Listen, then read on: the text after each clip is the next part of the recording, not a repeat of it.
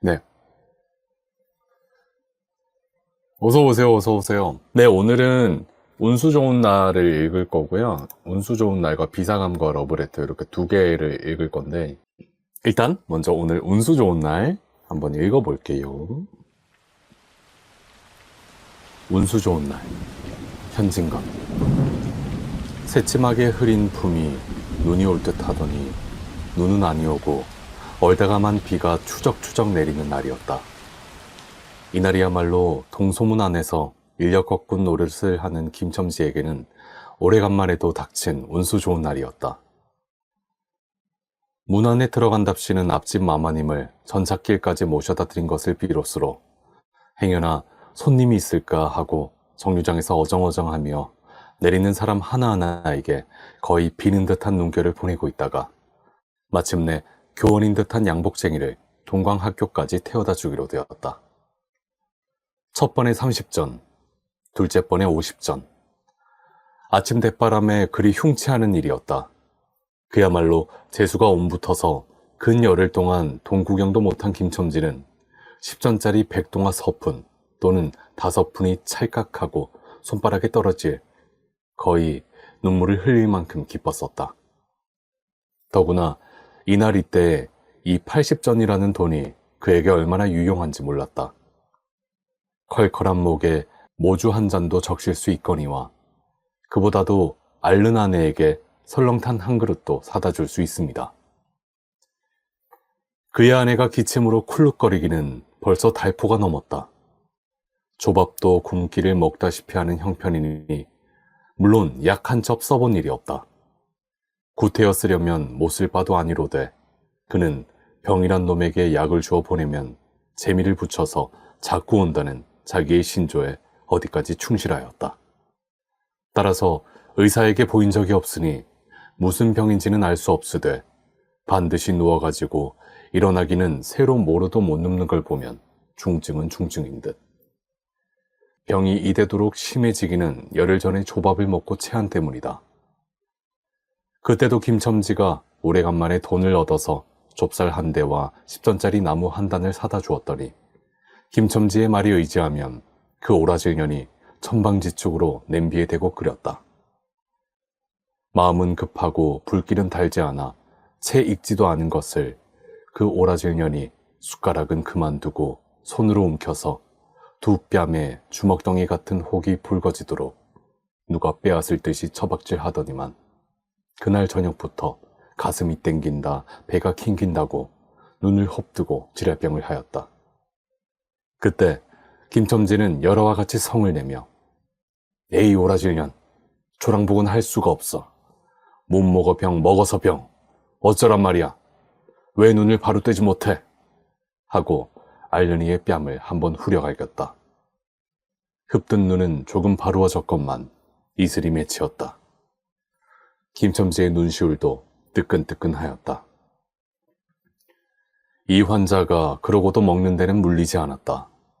사흘 전부터 설렁탕 국물이 마시고 싶다고 남편을 졸랐다. 이런 노라질 년, 조밥도 못 먹는 년이 설렁탕은 또 처먹고 지랄병을 하게 라고 야단을 쳐보았건만 못 사주는 마음이 시원치는 않았다. 이제 설렁탕을 사줄 수도 있다. 앓는 어미 곁에서 배고파 보채는 개똥이에게 죽을 사줄 수도 있다. 80전을 손에 쥔 김첨지의 마음은 분분하였다. 그러나 그의 행운은 그걸로 그치지 않았다. 땀과 빗물이 섞여 흐르는 목덜미를 기름 주머니가 다 된 외목 수건으로 닦으며 그 학교 문을 돌아 나올 때였다. 뒤에서 인력 꺼! 하고 부르는 소리가 난다. 자기를 불러 멈춘 사람이 그 학교 학생인 줄 김첨지는 한 번 보고 짐작할 수 있었다. 그 학생은 다짜고짜로 남대문 정거장까지 얼마요? 라고 물었다. 아마도 그 학교 기숙사에 있는 1호 동기방학을 이용하여 귀향하려 함이리라. 오늘 가기로 작정은 하였건만 비는 오고 짐은 있고 해서 어찌할 줄 모르다가 마침 김첨지를 보고 뛰어났음이리라. 그렇지 않으면 왜 구두를 채 신지 못해서 질질 끌고 비록 고라 양복일망정 노박이로 비를 맞으며 김첨지를 뒤쫓아 나왔으랴. 남대문 정거장까지 말씀입니까? 하고 김첨지는 잠깐 주저하였다. 그는 이유 중에 우장도 없이 그 먼 곳을 철벅거리고 가기가 싫었음일까? 처음 것, 둘째 것으로 고만 만족하였음일까? 아니다, 결코 아니다. 이상하게도 꼬리를 맞물고 덤비는 이 행운 앞에 조금 겁이 났습니다. 그리고 집을 나올 때 아내의 부탁이 마음에 캥기었다. 앞집 마마님께서 부르러 왔을 때 병인은 뼈만 남은 얼굴에 유일의 샘물 같은 유달리 크고 움푹한 눈에 애걸하는 빛을 띄우며 오늘은 나가지 말아요. 제발 덕분에 집에 붙어 있어요. 내가 이렇게 아픈데. 라고 모기소리같이 중얼거리고 숨을 걸그렁걸그렁 하였다. 그때 김첨지는 대수롭지 않은 듯이 아따 젠장 맞을 년, 별 빌어먹을 소리를 다 하네. 맞붙들고 앉았으면 누가 먹여 살릴 줄 알아? 하고 훌쩍 뛰어나오려니까 환자는 붙잡을 듯이 팔을 내저으며 나가지 말라도 그래. 그러면 일찍이 들어와요. 하고 목매인 소리가 뒤를 따랐다. 정거장까지 가잔 말을 들은 순간에 경련적으로 떠는 손, 유달리 큼직한 눈, 울듯한 아내의 얼굴이 김첨지의 눈앞에 어른어른하였다. 그래, 남대문 정거장까지 얼마란 말이오? 하고 학생은 초조한 듯이 인력거꾼의 얼굴을 바라보며 혼잣말같이 인천차가 11점에 있고 그 다음에는 새로 2점이든가 라고 중얼거린다. 이런 50점만 줍시오. 이 말이 저도 모를 사이에 불쑥 김첨지의 입에서 떨어졌다. 제 입으로 부르고도 스스로 그 엄청난 돈 액수에 놀랐다. 한꺼번에 이런 금액을 불러라도 본 지가 그 얼마만인가. 그러자 그 돈 벌 용기가 병자에 대한 염려를 사르고 말았다. 설마 오늘 내로 어떠랴 싶었다. 무슨 일이 있더라도 제1, 제2의 행운을 곱친 것보다도 오히려 갑절이 많은 이 행운을 놓칠 수 없다 하였다. 이런 50전은 너무 과한데. 이런 말을 하며 학생은 고개를 기웃하였다. 아니올시다. 이수로 치면 여기서 거기가 시오리가 넘는답니다. 또 이런 진날은 좀 더 주셔야죠. 하고 빙글빙글 웃는 차부의 얼굴에는 숨길 수 없는 기쁨이 넘쳐 흘렀다. 그러면 달라는 대로 줄 터이니 빨리 가요. 관대한 어린 손님은 이런 말을 남기고 총총히 옷도 입고 짐도 챙기러 갈 대로 갔다. 그 학생을 태우고 나선 김첨지의 다리는 이상하게 거뿐하였다. 다름질을 한다니보다 거의 나는 듯하였다. 바퀴도 어떻게 속히 도는지 구른다느니보다 마치 얼음을 지쳐나가는 스케이트 모양으로 미끄러져 가는 듯하였다. 언 땅에 비가 내려 미끄럽기도 하였지만 이윽고 그는 이의 다리는 무거워졌다. 자기 집 가까이 다다른 까닭이다.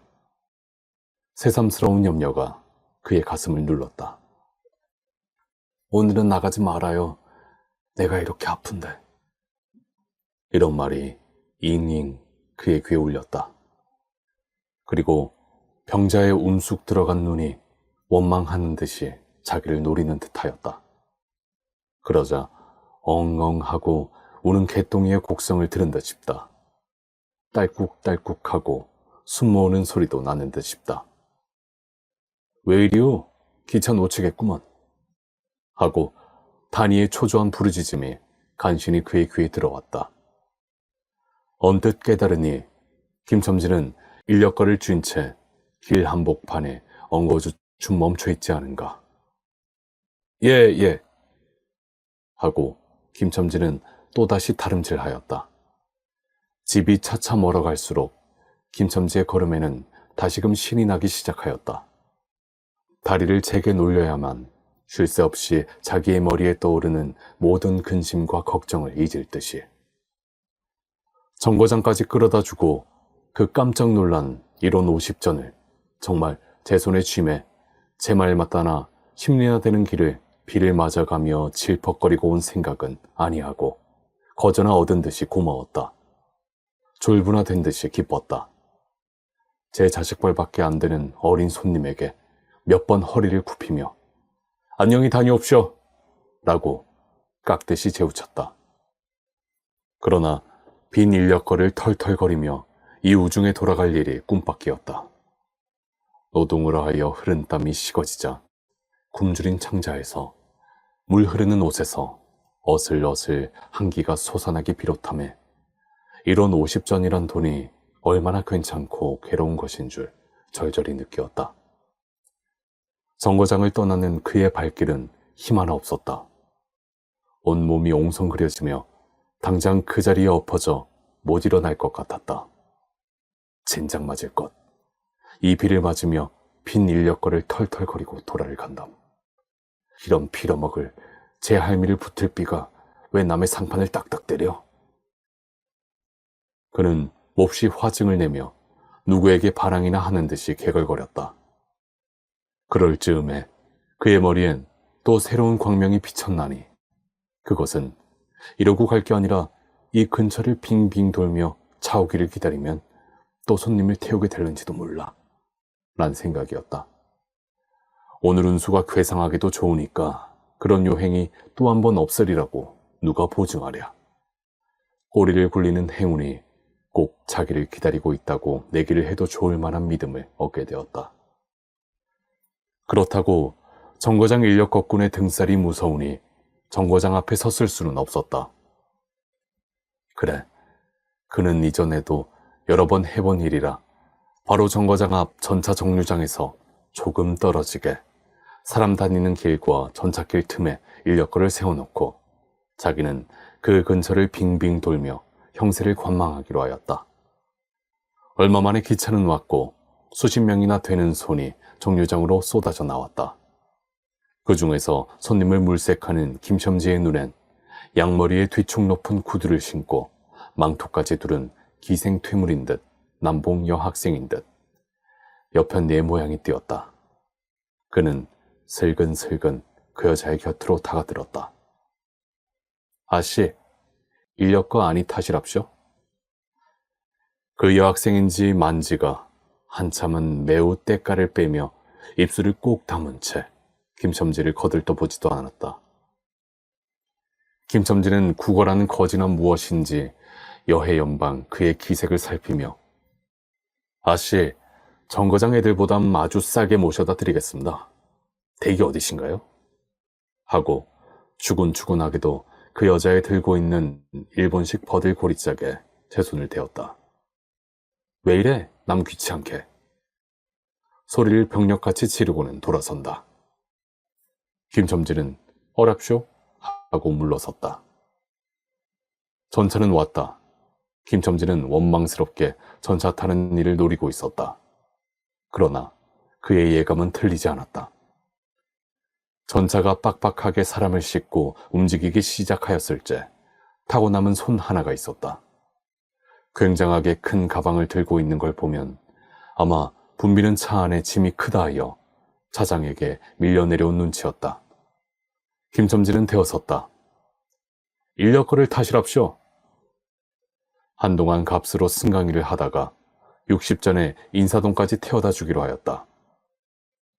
인력거가 무거워짐에 그의 몸은 이상하게도 가벼워졌고 그리고 또 인력거가 가벼워지니 몸은 다시금 무거워졌건만 이번에는 마음조차 초조해 온다.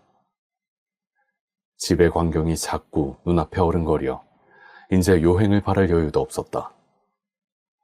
나무 등거리나 무엇 같고 제 것 같지도 않은 다리를 연해 꾸짖으며 질팡갈팡 뛰는 수밖에 없었다. 저놈의 인력거꾼이 저렇게 술에 취해가지고 이 진땅에 어찌가노? 라고 길 가는 사람이 걱정을 하리만큼 그의 걸음은 황급하였다. 흐리고 비오는 하늘은 어두침침하게 벌써 황혼에 가까운 듯하다. 창경원 앞까지 다다라서야 그는 턱에 닿은 숨을 돌리고 걸음도 늦추잡았다. 한 걸음, 두 걸음, 집이 가까워 갈수록 그의 마음조차 괴상하게 누그러웠다. 그런데 이 누그러움은 안심해서 오는 게 아니요, 자기를 덮친 무서운 불행을 빈틈없이 알게 될 때가 박도한 것을 두리는 마음에서 오는 것이다. 그는 불행에 다닥치기 전 시간을 얼마쯤이라도 느리려고 버르적거렸다. 기적에 가까운 벌이를 하였다는 기쁨을 할 수 있으면 오래 지니고 싶었다. 그는 두리번 사면을 살피었다. 그 모양은 마치 자기 집, 곧 불행을 향하고 달아가는 제 다리를 제 힘으로는 도저히 어찌할 수 없으니 누구든지 나를 좀 잡아다고 구해다고 하는 듯하였다. 그럴 즈음에 마침 길가 선술집에서 그의 친구 치삼이가 나온다. 그의 우글우글 살찐 얼굴에 주홍이 돋는 듯 온 턱과 뺨을 시커멓게 구레나룻이 덮였거늘 노릇탱탱한 얼굴이 바짝 말라서 여기저기 고랑이 패고 수염도 있대야 턱 밑에만 마치 솔잎송이를 거꾸로 붙여놓은 듯한 김첨지의 풍채하고는 기이한 대상을 짓고 있었다. 여보게 김첨지, 자네 문안 들어갔다 오는 모양일세 그려. 돈 많이 벌었을 테니 한 잔 빨리게. 뚱뚱보는 말라깽이를 보던 맛에 부르짖었다. 그 목소리는 몸짓과 딴판으로 연하고 싹싹하였다. 김첨지는 이 친구를 만난 게 어떻게 반가운지 몰랐다. 자기를 살려준 은인이나 무엇같이 고맙기도 하였다. 자네는 벌써 한잔한 모양일세 그려? 자네도 오늘 재미가 좋아 보이? 하고 김첨지는 얼굴을 펴서 웃었다. 아따, 재미 안 좋다고 술 못 먹을 댄가? 그런데 여보게, 자네 외몸이 어째 물독에 빠진 새앙쥐 같은가? 어서 이리 들어와 말리게. 선술집은 훈훈하고 뜨뜻하였다. 추어탕을 끓이는 솥뚜껑을 열정마다 뭉게뭉게 떠오르는 흰김, 석쇠에서 뻐지직 구워지는 너비안이 구이며 제육이며 간이며 콩팥이며 북어며 빈대떡, 너저분하게 늘어놓인 안주, 탁자에 김첨지는 갑자기 속이 쓰려서 견딜 수 없었다. 마음대로 할 양이면 거기 있는 모든 머금먹이를 모조리 깡그리 집어삼켜도 시원치 않았다 하되 배고픈 이는 위선 분량 많은 빈대떡 2개를 쪼이기도 하고 추어탕을 한 그릇 청하였다. 줄인 창자는 음식 맛을 보더니 더욱 비어지며 자꾸자꾸 드리라 하였다. 순식간에 두부와 미꾸리 든 국 한 그릇을 그냥 물같이 들이켜고 말았다. 셋째 그릇을 받아들었을 때 데우던 막걸리 곱빼기 2잔이 더웠다. 치사미와 같이 마시자 원원이 비었던 속이라 찌르르 하고 창자에 퍼지며 얼굴이 화끈하였다. 눌러 곱빼기 한 잔을 또 마셨다. 김첨지의 눈은 벌써 개게 풀리기 시작하였다. 석쇠에 얹힌 떡 2개를 숭덩숭덩 썰어서 볼을 불룩거리며 또 곱빼기 2잔을 부어라 하였다. 치삼은 의아한 듯이 김첨지를 보며 여보게 또 붓다니 벌써 우리가 넉 잔씩 먹었네. 돈이 40전일세 라고 주의시켰다. 아따 이놈아, 40전이 그리 끔찍하냐? 오늘 내가 돈을 막 벌었어. 참 오늘 운수가 좋았느니. 그래 얼마를 벌었단 말일까? 30원을 벌어서 30원을. 이런 젠장 맞을 술을 왜 안 부어? 괜찮다 막 먹어도 상관이 없어. 오늘 돈 산더미같이 벌었는데. 이 사람 취했군. 그만두세. 이놈아 그걸 먹고 취할 내냐? 어서 더 먹어. 하고는 치삼의 귀를 잡아치며 취한 이는 부르짖었다. 그리고 술을 붓는 15살 됨직한 중대가리에게로 달려들며 이놈 오라질놈 왜 술을 붓지 않아? 라고 야단을 쳤다. 중대가리는 히히 웃고 치삼을 보며 문의하는 듯이 눈짓을 하였다. 주정꾼이 이 눈치를 알아보고 화를 버럭내며 애미를 붙을 이 오라질 놈들 같으니 이놈 내가 돈이 없을 줄 알고? 하자마자 허리춤을 흠칫흠칫 하더니 1원짜리 한 장을 꺼내어 중대가리 앞에 펄쩍 집어던졌다. 그 사품에 몇 푼 은전이 잘그랑하며 떨어진다. 여복에 돈 떨어졌네. 왜 돈을 막 끼웠나? 이런 말을 하며 일변 돈을 줍는다. 김첨지는 취한 중에도 돈의 거처를 살피는 듯이 눈을 크게 떠서 땅을 내려다보다가 불시에 제 하는 짓이 너무 더럽다는 듯이 고개를 소스라치자 더욱 성을 내며 봐라 봐! 이 더러운 놈들아! 내가 돈이 없나 다리 뼈다구를 꺾어 놓을 놈들 같으니 하고 지삼에 주어주는 돈을 받아 이 원수의 돈, 이 육시를 할 돈 하면서 풀매질을 친다. 벽에 맞아 떨어진 돈은 다시 술 끓이는 양푼에 떨어지며 정당한 매를 맞는다는 듯이 쨍 하고 울었다. 곱빼기 2잔은 또 부어질 겨를도 없이 말려가고 말았다. 김첨지는 입술과 수염에 붙은 술을 빨아들이고 나서 매우 만족한 듯이 그 솔잎송이 수염을 쓰다듬으며 또 부어, 또 부어 라고 외쳤다. 또 한 잔 먹고 나서 김첨지는 치삼의 어깨를 치며 문득 껄껄 웃는다. 그 웃음소리가 어떻게 컸던지 술집에 있는 이의 눈은 모두 김첨지에게로 몰리었다. 웃는 이는 더욱 웃으며 여복의 치삼이 내 웃은 이야기 하나 할까? 오늘 손을 대고 정거장에 가지 않았겠나? 그래서 갔다가 그저 오기가 안 됐대 그려. 그래, 전차 정류장에서 얼음얼음하며 손님 하나를 태울 궁리를 하지 않았나? 거기 마침 마마님이신지 여학생이신지 망토를 잡수시고 비를 맞고 서 있겠지. 슬근슬근 가까이 가서 인력거 타시랍시오 하고 손가방을 받으려니까 내 손을 탁 부리치고 팩 돌아서더니만 왜 남의 이렇게 귀찮게 굴어? 그 소리야말로 꾀꼬리 소리지.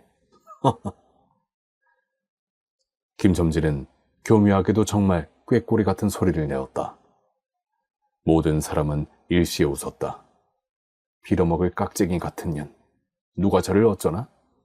왜 남을 귀찮게 굴어? 어이구, 소리가 처신도 없지. 웃음소리들은 높아졌다. 그러나 그 웃음소리들이 사라지기도 전에 김첨지는 훌쩍훌쩍 울기 시작하였다. 치삼은 어이없이 주정뱅이를 바라보며 금방 웃고 지랄을 하더니 우는 건 또 무슨 일인가? 김첨지는 연애 코를 들이마시며 우리 마누라가 죽었다네. 뭐? 마누라가 죽다니 언제? 이놈아 언제는 오늘이지. 예끼 미친놈. 거짓말 말어. 거짓말은 왜? 참말로 죽었어, 참말로. 마누라 시체를 집에 뻗을쳐놓고 내가 술을 먹다니. 내가 죽일 놈이야, 죽일 놈이야. 하고 김첨지는 엉엉 소리를 내어온다. 치삼은 흥이 조금 깨어지는 얼굴로 원 이 사람이 참말을 하나 거짓말을 하나? 그러면 집으로 가세, 가! 하고 우는 이의 팔을 잡아당겼다. 치삼의 끄는 손을 뿌리치더니 김첨지는 눈물이 글썽글썽한 눈으로 싱그레 웃는다. 죽기는 누가 죽어? 하고 득이가 양양. 죽기는 왜 죽어? 생때같이 사람은 있단다. 그 오라질년이 밥을 죽이지. 이제 나한테 속았다. 하고 어린애 모양으로 손뼉을 치며 웃는다. 이 사람이 정말 미쳤단 말인가? 나도 아주머니가 앓는단 말은 들었는데. 하고 치삼이도 어느 불안을 느끼는 듯이 김첨지에게 또 돌아가라고 권하였다. 안 죽었어, 안 죽었대도 그래. 김첨지는 화증을 내며 확신 있게 소리를 질렀으되 그 소리엔 안 죽은 것을 믿으려고 애쓰는 가락이 있었다. 기어이 1원어치를 채워서 곱빼기 한 잔씩 더 먹고 나왔다. 구준비는 의연히 추적추적 내린다. 김첨지는 취중에도 설렁탕을 사가지고 집에 다다랐다. 집이라 해도 물론 셋집이요. 또 집 전체를 세든 게 아니라 안과 뚝 떨어진 행랑방 한간을 빌려든 것인데 물을 길어대고 한 달에 1원씩 내는 터이다. 만일 김첨지가 주기를 띄지 않았던들 한 발을 대문에 들여놓았을째 그곳을 지배하는 무시무시한 정적, 폭풍우가 지나간 뒤에 바다 같은 정적이 다리가 떨렸으리라. 쿨룩거리는 기침 소리도 들을 수 없다. 그르렁거리는 숨소리조차 들을 수 없다. 다만 이 무덤 같은 침묵을 깨뜨린다는 이보다 한층 더 침묵을 깊게 하고 불길하게 하는 빡빡하는 그윽한 소리, 어린이의 젖바는 소리가 날 뿐이다. 만일 청각이 예민한 이 같으면 그 빡빡 소리는 빨따름이요 꿀떡꿀떡하고 전 넘어가는 소리가 없으니 빈젖을 빤다는 것도 짐작할는지 모르리라. 혹은 김첨지도 이 불길한 침묵을 짐작했는지도 모른다. 그렇지 않으면 대문에 들어서자마자 전에 없이 이 난장 맞을 년, 남편이 들어오는데 나와보지도 않아, 이 오라질 년 이라고 고함을 친 게 수상하다. 이 고함이야말로 제 몸을 엄습해오는 무시무시한 징을 쫓아버리려는 허장성세인 까닭이다. 하여간 김첨지는 방문을 왈칵 열었다. 구역을 나게 하는 축이, 떨어진 삿자리 밑에서 나온 먼지네, 빨지 않은 기저귀에서 나는 똥내와 오줌내, 가지각색대가 켜켜이 앉은 옷내, 병인의 땀 섞은 내가 섞인 축이가 무딘 김첨지의 코를 찔렀다. 방 안에 들어서며 설렁탕을 한 구석에 놓을 사이도 없이 주정꾼은 목청을 있는 대로 타내어 호통을 쳤다. 이런 오라질년, 주야장천 누워만 있으면 제일이야. 남편이 와도 일어나질 못해. 라는 소리와 함께 발길로 눈 위에 다리를 몹시 찼다. 그러나 발길에 채이는 건 사람의 살이 아니고 나무 등걸과 같은 느낌이 있었다. 이때 빽빽 소리가 응아 소리로 변하였다.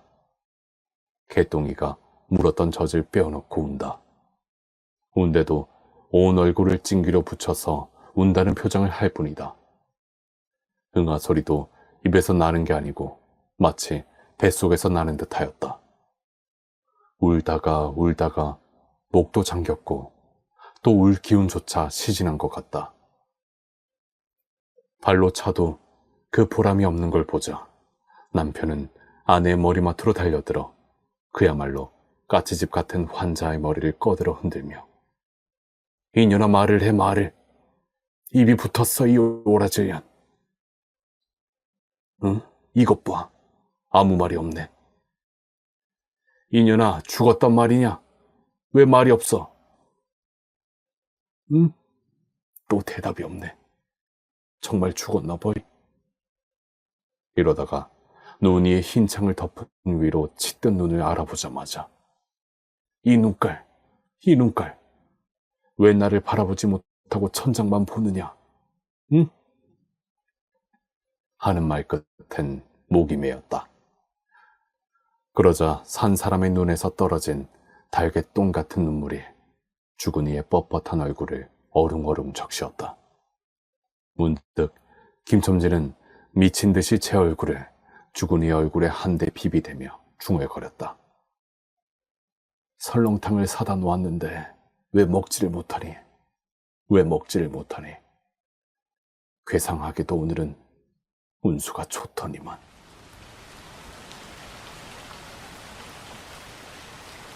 운수 좋은 날. 오디오북처럼 이렇게 좀 들으실 때는 이제 대사 같은 것들이 너무 또 변성을 해가지고 하고 연기를 막 이렇게 한다기보다는 그냥 대사를 낭독투로 읽는 게 오디오북 듣기에는 좀 더 편한 느낌이더라고요. 너무 연기가 많이 들어가면은 또 오히려 어색할 수도 있고 오글거릴 수도 있고. 그렇죠. 그렇습니다. 현진건의 운수 좋은 날. 이게 지금 페이지가 10페이지였어요. 10페이지인데 지금 읽는데 벌써 그래도 한 30분 읽었나? 잠깐 5분 정도 소통하다가 비사감과 러브레터도 한번 읽어볼게요. 조금은 아까보다는 텐션을 조금 있게 읽어볼까 봐요. 아까 너무 그 비극적인 분위기로 처졌던 것 같아. 읽어보겠습니다.